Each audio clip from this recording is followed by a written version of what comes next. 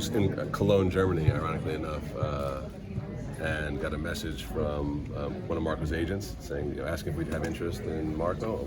Greg texted me back about 7 minutes later with the just 100 emoji, and then apologized for taking so long to get back to me. So we were really excited about the prospect, and then quickly, you have to go into the MLS discovery rights trading process, which you need to acquire his rights before you can begin negotiation, and then, like I said, just beginning the negotiation for a non-DP and for a player of Marco's stature is tricky, and then explain to him the league rules, why you can't do this, can't do that, but always in a very positive frame of mind, always with a good feeling behind it, so thinking that we would get it done.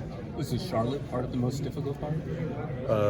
That was difficult just because, they adopted a position that if you don't meet our price, then Marco doesn't come into the league, right? Which, and again, these rules are here for a reason, but it is frustrating when you're somebody who has the ability to do it or not is kind of gatekeeping. So that was difficult, and that took a good bit of time. You mentioned that this is a special signing for you. You've been involved in many signings. Why this is so special for you? It's a player who is a legend in his home country, who's been at one club for a long time, and is choosing now, when he leaves his country and club for the first time, to come join the Galaxy. And I think that's a really special thing. And just in seeing the number of black and yellow shirts that were here at 7 o'clock in the morning outside the stadium today, people texting me from all over the world, people who don't really follow football, are so excited about having Marco here. And so I think it's a good testament to the project that we're building. And again, thinking back to about a year, 18 months ago to now, that we have somebody like Marco coming and really excited about it and reaching out to us is really special. Structure a contract, explaining to a player why you need to structure a contract like this. At times hammering the league and pushing those people, a lot of whom I used to work with, and making sure that they understand the importance of it. But I think it would be really, really difficult to try and do this without having that baseline understanding.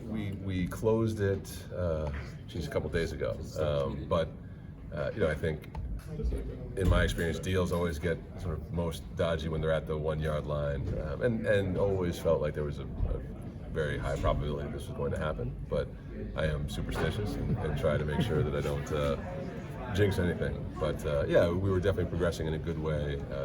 During the Chivas match, we were just trying to line up when Marco would be flying into market. So we've had a lot of conversation about it, and poor Mikkel Denscher, our new technical director, is trying to wrap his head around what the budget will look like next year. It's going to be a healthy number, but at the same time, we have a very deep squad. There's a lot of time to plan how we might accommodate and make the room. So not the easiest task, but a champagne problem. Yeah.